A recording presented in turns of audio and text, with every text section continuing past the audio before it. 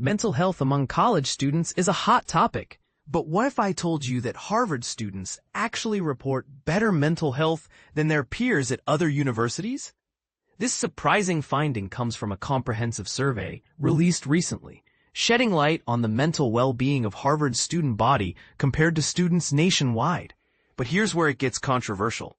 Despite lower rates of anxiety and depression, some challenges remain that many might overlook. The survey, conducted in the spring of 2025, gathered responses from nearly 6,000 degree-seeking students across all Harvard schools. It revealed that Harvard students experience significantly better mental health outcomes, including about 10 percentage points higher rates of flourishing, meaning they feel more positive and resilient compared to the national average. Conversely, symptoms of depression, anxiety, and suicidal thoughts were roughly 10 percentage points lower among Harvard students than their counterparts at other institutions. Interestingly, while Harvard students showed these encouraging mental health trends, they also reported slightly higher levels of binge drinking, a behavior often linked to stress and social pressures. Additionally, rates of disordered eating were somewhat lower, but still present. Mirroring national patterns, the survey was part of the Healthy Minds Network, a large-scale research initiative led by the University of Michigan that includes over 100 universities across the country.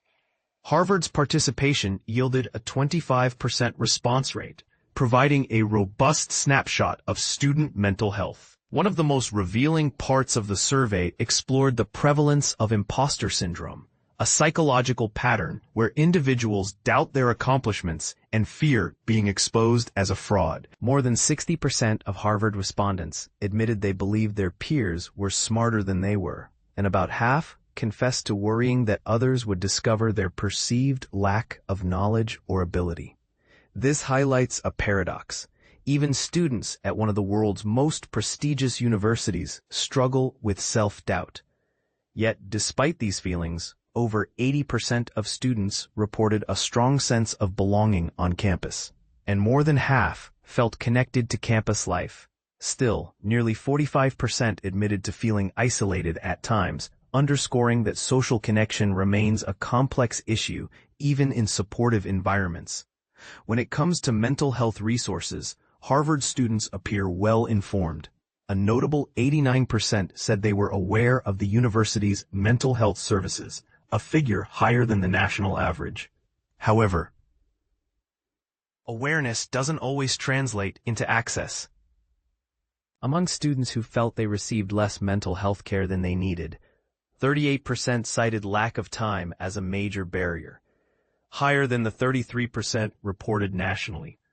This suggests that even with resources available, the demanding schedules of Harvard students can prevent them from seeking or continuing care.